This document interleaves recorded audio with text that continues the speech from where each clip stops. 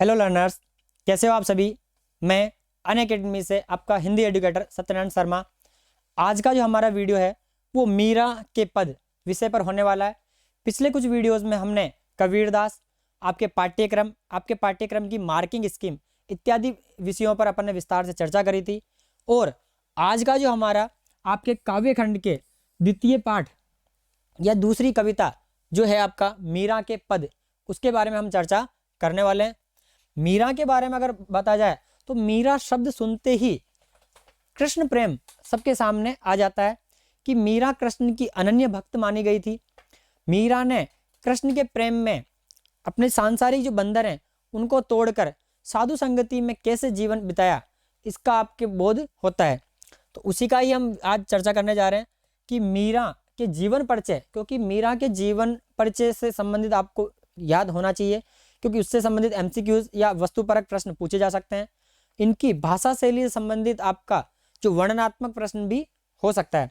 मीरा राजस्थान की एक महान भक्त हुई है, तो कम से कम राजस्थान के जो लोग हैं उनको तो मीरा के बारे में विस्तार से ज्ञान होना आवश्यक है। मीरा के जीवन परिचय की अगर बात करें तो कृष्ण की दीवानी मीराबाई का जन्म 1503 में, कृष्ण की अनन्य भक्त हुई है और उनका जन्म 1503 में जोधपुर के मेड़ता के समीप, मेड़ता जोधपुर के अंदर आता है, उसमें चोकड़ी गांव में इनका जन्म हुआ था। गांव से संबंधित प्रश्न एमसीक्यूज में जो आपका वस्तुपरक है उसमें पूछा जा सकता है। उनका लालन पालन उनके दादाजी राव दूदा ने किया था, जो जोधपुर की रियासत के एक शासक माने जाते थे। राव दूदा अच्छे योद्धा और वैष्णव भक्त अर्थात विष्णु के भक्त, वैष्णव भक्त अर्थात विष्णु भक्त माने जाते हैं। अतः बचपन में ही मीराबाई को गिरधर कृष्ण, बचपन से ही, क्योंकि उनके परिवार का माहौल ही कुछ ऐसा था कि उनको ऑटोमेटिकली उनका कृष्ण के प्रति लगाव स्वाभाविक रूप से बढ़ गया। कृष्ण के प्रति प्रेम उनके बचपन से ही उनके मन में था। मीरा को साधु सन्यासियों के उपदेश, लोक प्रचलित गीतों को सुनकर उनके मन में संसार के प्रति वैराग्य पैदा हो गया। इनका जो बचपन है वो जोधपुर में बीता, जबकि इनका विवाह चित्तौड़ में हुआ था। तो वहाँ पर ऐसा माहौल ना मिलने के कारण वो सामाजिक जो उनके बंधन है उनको अपने लिए बड़ी मजबूरी मानती थी, और धीरे धीरे उन तमाम बंधनों से मीरा ने स्वयं को मुक्त कर लिया। आगे देखते हैं। मीरा का विवाह 13 वर्ष की उम्र में हो गया था। मीरा का विवाह 13 वर्ष की उम्र में हो गया था, और वो भी चित्तौड़ के राणा सांगा के सबसे बड़े बेटे, चित्तौड़ के राणा सांगा के सबसे बड़े बेटे कुंवर भोजराज से इनका विवाह हुआ था। परंतु कहा जाता है कि इनके विवाह ज़्यादा दिन तक नहीं टिका था और कुंवर भोजराज की कम समय में ही मृत्यु हो जाती है। इनका विवाह 1516 में हुआ था। विवाह के 7 वर्ष बाद ही पति का युद्ध में देहांत हो जाता है, और कुछ समय बाद पिता और ससुर जी की भी देहांत हो जाती है। राणा सांगा भारत के जो राजस्थान जो है, राजस्थान के जो राजपूत शासक हुए हैं उनमें राणा सांगा का नाम सर्वोपरि आता है। उनके शरीर पर कई घाव होने के बावजूद भी उन्होंने युद्ध में पीछे नहीं मुड़ा था। देखो, मीरा के ससुर जी का भी देहांत हो जाता है। इन तमाम घटनाओं से मीरा के मन में वैराग्य की भावना उत्पन्न हो जाती है। उन्होंने पति के साथ सती होने की परंपरा का त्याग कर दिया था। पुराने जमाने में एक परंपरा थी कि यदि किसी राजा या किसी शासक की युद्ध के मैदान में मृत्यु हो जाती है तो उसकी पत्नी को भी उसके साथ सती होना पड़ता था, या फिर वो स्वयं ही जौहर इत्यादि कर लेती थी। परंतु मीरा ने इसका पूर्णतः विरोध किया और उन्होंने स्वयं को सती ना होकर उन्होंने स्वयं को ईश्वर के ध्यान में लगा दिया और स्वयं को कृष्ण की पत्नी माना था। मीरा ने स्वयं को कृष्ण की पत्नी के रूप में माना। राजघराना अर्थात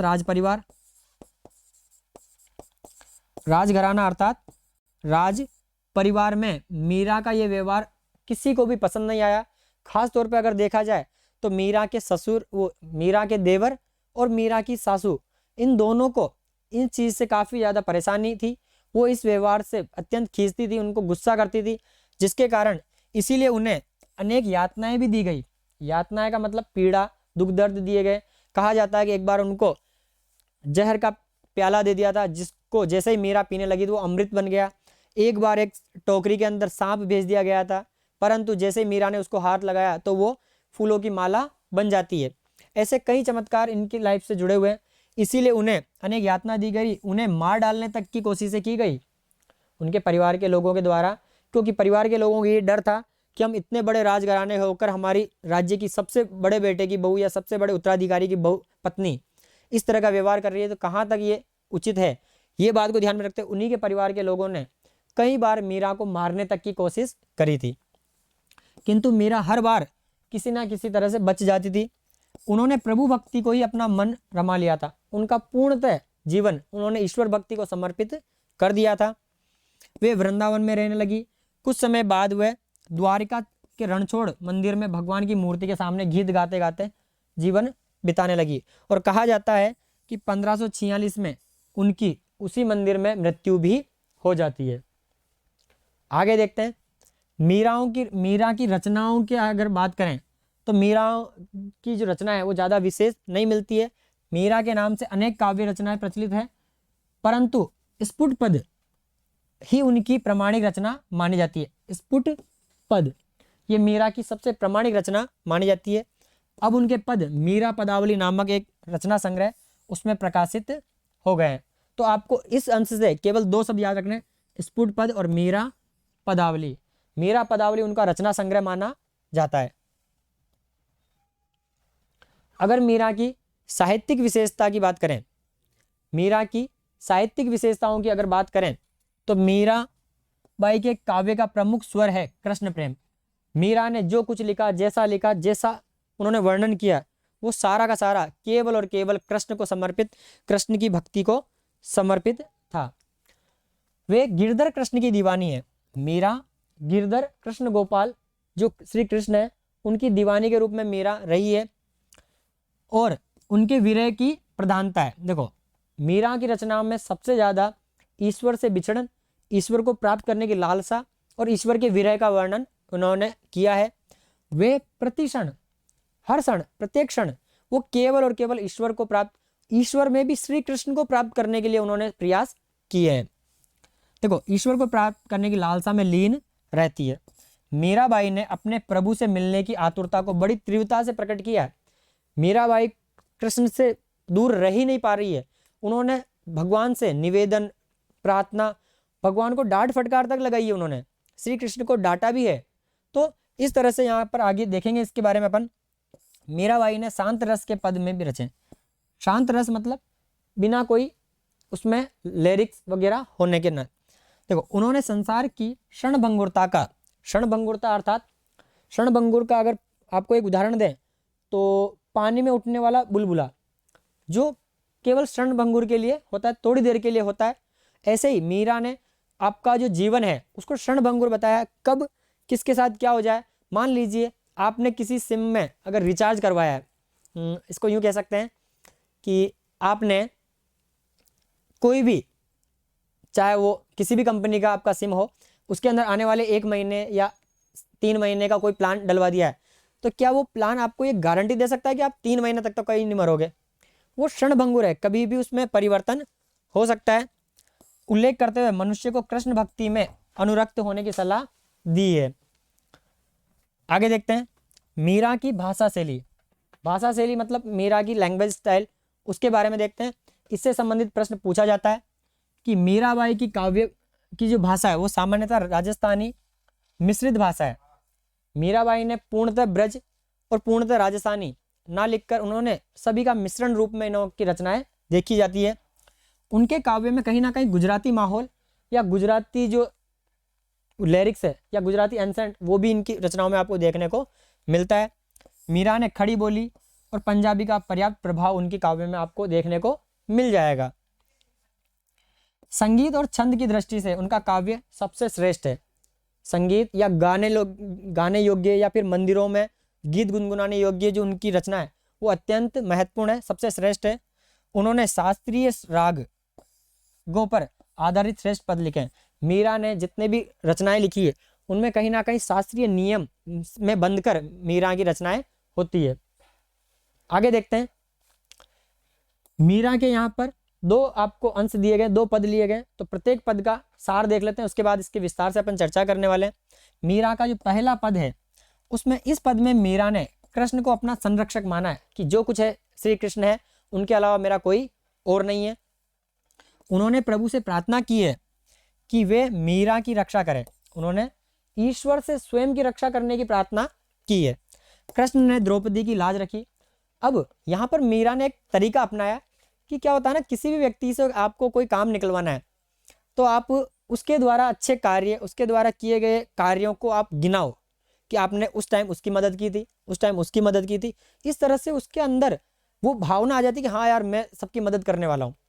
और जब उस भावना से आदमी परिपूर्ण हो जाता है, तब उसको बोला अब मेरी मदद कर दे यार ऐसे, तो सामने वाला मना करने भी नहीं रहेगा और वो आपकी मदद करने को तैयार हो जाएगा। तो ऐसे ही मीरा ने श्री कृष्ण के द्वारा दूसरे जितने भी लोग थे उनकी किस तरह से मदद की गई।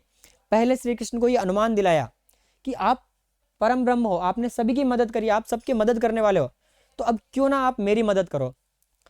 प्रहलाद की इन्होंने बताया, और डूबते हुए हाथी को जो श्री कृष्ण ने बचाया था उसका इन्होंने अंश दिया गया। अंत में वो इसी तरह से बोल रहे कि मैं भी तो आपकी दासी हूँ, तो कृपया उसी तरह से मेरी भी आप रक्षा करें।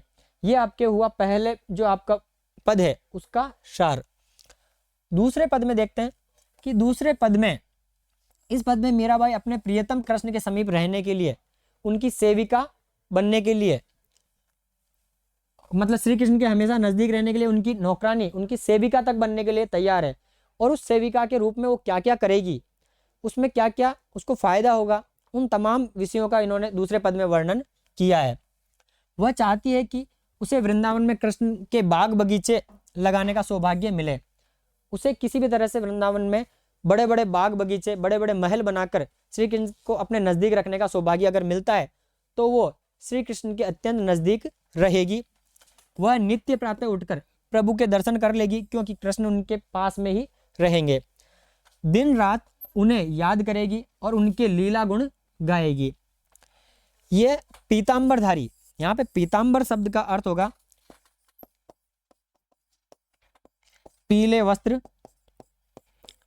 पहनना, कि जिसने पीले वस्त्र पहने हुए ऐसे ईश्वर अर्थात श्री कृष्ण की आराधना में मीरा जो है हमेशा लीन रहना चाहती है।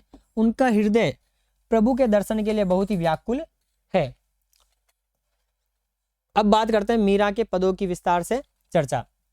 तो इसमें देखिएगा, मीरा ने सबसे पहले श्री कृष्ण को क्या क्या याद दिलाया कि हरि आप हरो जनरी भीर, हरि आप हरो जनरी भीर। भीर का मतलब होता है पीड़ा, दुख, परेशानियां, कि हे हरि आप सभी की परेशानियां हरते हो, तो आप समस्त लोगों का, हरो मतलब होता है हरण करना, और हरण करने का यहाँ पे लिया गया है दूर करना, कि आप क्या करो, सभी लोगों की पीड़ाओं को आप दूर कर दो। जन अर्थात लोग, कि हे हरि, हे अर्थात हे श्री कृष्ण, आप समस्त लोगों की पीड़ा को क्या कर दो, दूर कर दो, उनका निवारण कर दो। कैसे? द्रौपदी लाज राखी, द्रौपदी लाज राखी।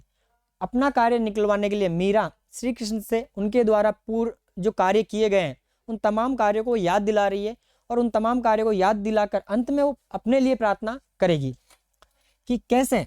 कि द्रौपदी लाज, लाज मतलब लज्जा, और लज्जा शब्द का मतलब होता है इज्जत, कि आपने द्रौपदी की कौरव पांडवों के द्रुत कीड़ा के टाइम जो पांडवों के द्वारा द्रौपदी को दांव पर लगा दिया गया था, और उसके बाद दुशासन के द्वारा जब द्रौपदी के चीर हरण की कोशिश की गई थी, तब द्रौपदी ने श्री कृष्ण से गुहार लगाई थी, उनसे प्रार्थना करी थी, और उसी प्रार्थना को सुनकर द्रौपदी के चीर को उन्होंने, श्री कृष्ण ने इतना बढ़ा दिया था कि दुर्योधन और दुशासन दोनों ही उस चीर को नहीं उतार पाए थे।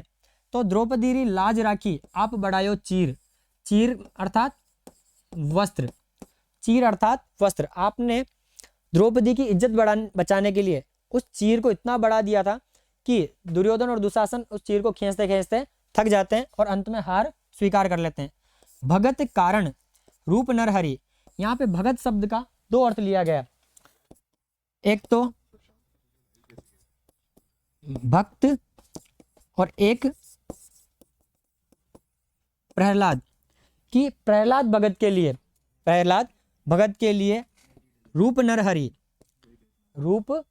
रूप का मतलब अवतार लिया यहाँ पे, कि आपने प्रहलाद भगत के लिए नर और हरि इन दोनों का मिश्रण जो रूप है, मिश्रण रूप में आपने अवतार लिया है। धरियो आप शरीर, धरियो अर्थात धारण, धरियो अर्थात धारण।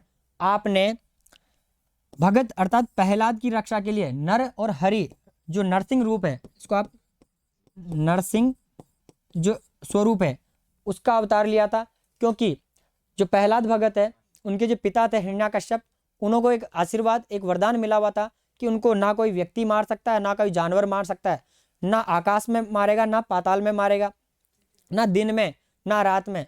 इस तरह से उन तमाम कंडीशंस को देखते हुए एक ऐसा रूप निर्धारित किया गया था ईश्वर का, जिसमें नर और हरि का मिश्रित रूप हो, जिसमें सुबह और शाम के मध्य अंतराल में और घर के बाहर ना अंदर, ना ऊपर ना नीचे, मध्य में रखकर उनका वध किया गया था। उसका इसके अंदर वर्णन है। बूढ़ तो गजराज राखियो। और मीरा ने आगे ये भी बताया कि आपने डूबते हुए, बूढ़तो का मतलब होता है डूबना, बूढ़तो अर्थात डूबना, आपने डूबते हुए गजराज, गजराज का मतलब होगा हाथी,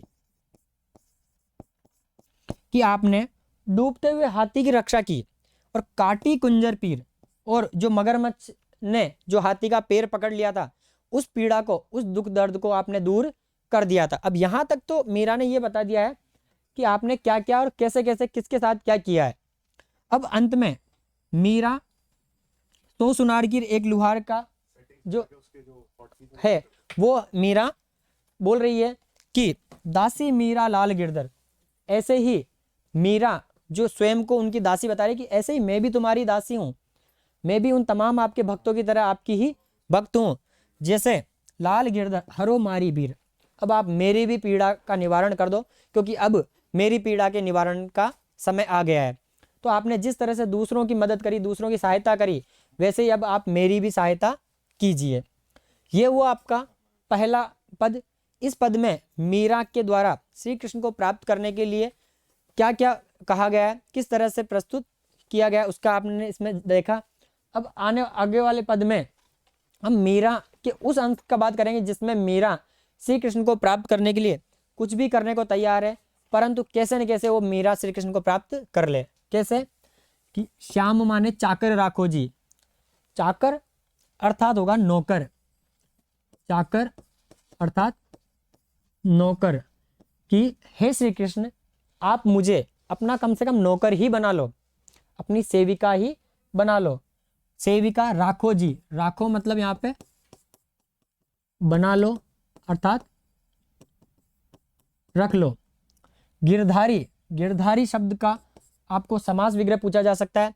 गिरधारी का अर्थ होता है गिरी को धारण करने वाला। इसमें बहुब्री समास है, और बहुब्री समास इसलिए है क्योंकि गिरी को धारण करने वाला अर्थात कृष्ण, कि है गिरी को धारण करने वाले अर्थात श्री कृष्ण, गिरधारी लाला माने चाकर राखो जी।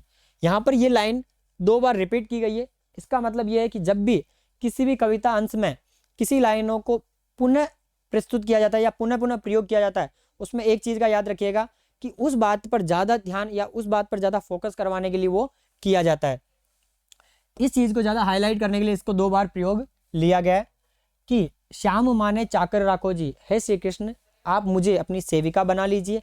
गिरधारी लाला, हे गिरी को धारण करने वाले हे श्री कृष्ण आप मुझे अपनी सेविका बना लो। अब चाकर रख तो लें, पर चाकर रहकर आप करोगे क्या? आकर आप सेविका तो बन जाओगे, पर वो सेविका बनने के बाद आप करोगी क्या? इस बात को बताने के लिए मीरा ने बोला है कि चाकर रहस्यूं बाग लगास्यूं। चाकर रहस्यूं, चाकर मतलब सेविका। चाकर रहस्यूं बाग लगास्यूं, बाग बगीचे लगास्यूं, नित उत दर्शन पास्यू जी। वो बाग किस लिए लगाएगी? ताकि उस बाग में श्री कृष्ण घूमने आए, विचरण करने आए, और इसी बहाने से कम मीरा को श्री कृष्ण के दर्शन हो जाए।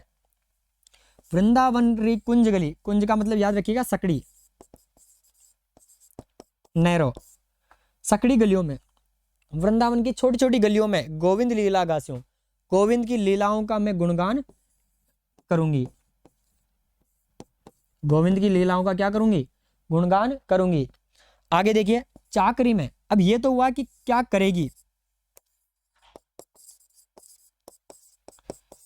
अगले वाले में है कि उससे फायदा क्या होगा, कि चाकरी में दर्शन पासूं।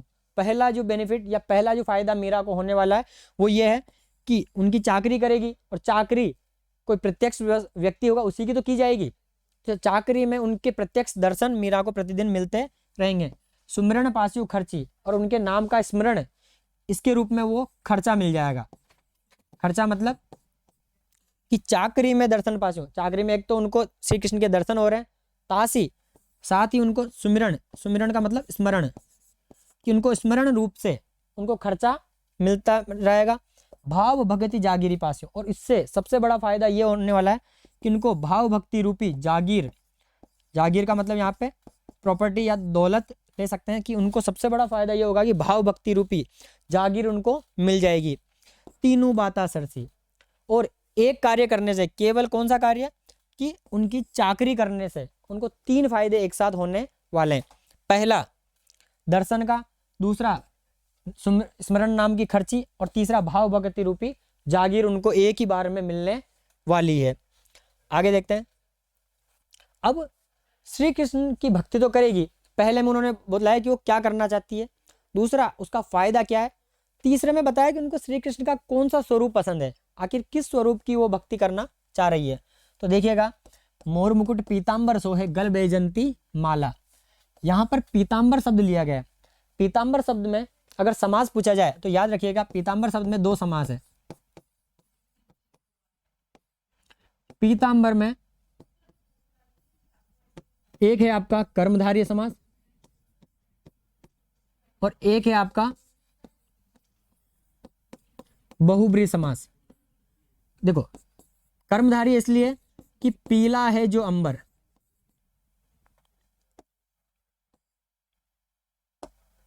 कर्मधारय अर्थात पीला है जो अंबर, और अंबर शब्द का अर्थ होता है वस्त्र, कि पीला है जो वस्त्र, अर्थात जो आपके सामने जो पीला कपड़ा रखा हुआ है उसको भी पीतांबर बोल सकते हैं, क्योंकि ये वस्त्र की विशेषता है। और आपका जो कर्मधारय आता है उसमें विशेषण विशेष्य का प्रयोग होता है, तो जब किसी वस्त्र की विशेषता बताई जा रही है तो वो कर्मधारय है।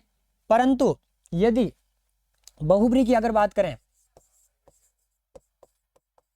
तो बहुब्रीहि में ये होगा कि ये समस्त जो आपका समास विग्रह है, समस्त समास विग्रह मिलकर अगर किसी विशेषता का काम करे, अर्थात देखिएगा, पीला है जिसका अंबर, पीला है जिसका अंबर, इसमें अर्थात शब्द जोड़ना पड़ेगा। यहां तक पीला है जिसका अंबर, ये पूरा जो पद है, ये पूरा पदबंध है, ये एक विशेषण का काम करेगा। यह आपके विशेषण पदबंध का उदाहरण भी हो सकता है। जबकि अर्थात के बाद जो विष्णु आया वो आपके विशेष्य के रूप में माना जाएगा। तो यहां पर जो पीतांबर है वो कर्मधारय का उदाहरण है, क्योंकि देखो, मोर मुकुट पीतांबर सोहे, सोहे का मतलब आपके ऊपर एक पीला दुपट्टा अर्थात पीला वस्त्र जो पड़ा हुआ है वो अत्यंत अच्छा लग रहा है। सोहे का मतलब सुशोभित हो रहा है। और जिसने क्या पहना हुआ है, मोर की मुकुट पहना हुआ है, मोर के पंख से निर्मित जो मुकुट है वो पहना हुआ है, और जिसने पीले वस्त्र धारण कर रखे हैं। गल वैजयंती माला, और जिसने वैजयंती नामक फूलों की जिसने माला पहनी हुई है। वृंदावन में धेनु चरावे, वृंदावन यहाँ पे है, वृंदावन में धेनु चरावे, चरावे मतलब चराना, और धेनु का मतलब होता है गाय इत्यादि या गोवंश कह सकते हो, कि जो वृंदावन की गलियों में जो धेनु इत्यादि चराते हैं, मोहन मुरली वाला, मुझे केवल वो मोहन, वो जो मुरली बजाने वाले हैं, मुझे केवल वही स्वरूप उनका चाहिए। अगर श्री कृष्ण के बारे में कहा जाए तो श्री कृष्ण के जीवन से में काफ़ी उन्होंने अवतार या काफ़ी उन्होंने स्वरूप बदले। वो एक उत्तम शिष्य साबित हुए, एक उत्तम पुत्र साबित हुए, एक उत्तम मित्र साबित हुए, एक उत्तम उपदेशक, क्रांतिकारी, राजनीतिज्ञ इत्यादि उनमें काफ़ी विशेषताएं हैं। परंतु मीरा केवल मोर मुकुट पीताम्बर सोने वाले और वृंदावन की गलियों में जो सामान्य रूप से धेनु चराने वाले हैं, उन्हीं का ही उनको स्वरूप पसंद है। उसके लिए क्या करना चाहते हैं वो, कि ऊंचा ऊंचा महल बनाऊं। श्री कृष्ण के लिए वो क्या करना चाहते हैं कि बड़े बड़े महल बनाना चाहती है मीरा। मीराबाई श्री कृष्ण के हमेशा नज़दीक रहने का जो उनका प्रयास है, उसी प्रयास में वो क्या करना चाहती है कि बड़े बड़े महल इत्यादि बनाना चाहती है। और बीच बीच राखूं बारी, और बीच बीच में वो खिड़कियाँ रखना चाहती है, ताकि किसी भी अंश से, किसी भी एंगल जगह से वो श्री कृष्ण को जहाँ भी मौका मिले श्री कृष्ण के दर्शन प्राप्त कर सके। बीच बीच मतलब बीच बीच में। सांवरियारा दर्शन, दर्शन का मतलब यहाँ पे दर्शन है। पहर कुसुम्बी साड़ी, कुसुम्बी का अर्थात यहाँ पे भगवा या फिर केसरिया रंग की साड़ी।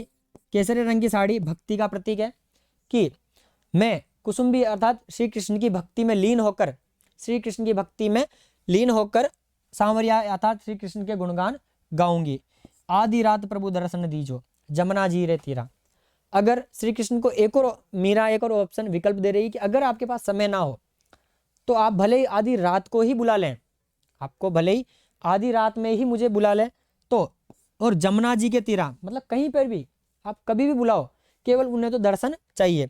तो आधी रात को यदि आप जमुना जी के तीर भी बुलाते हो तो भी मीरा वहां पर जाने को तैयार है। मीरा रा प्रभु गिरधर नागर हिवड़ो घणो अधीरा।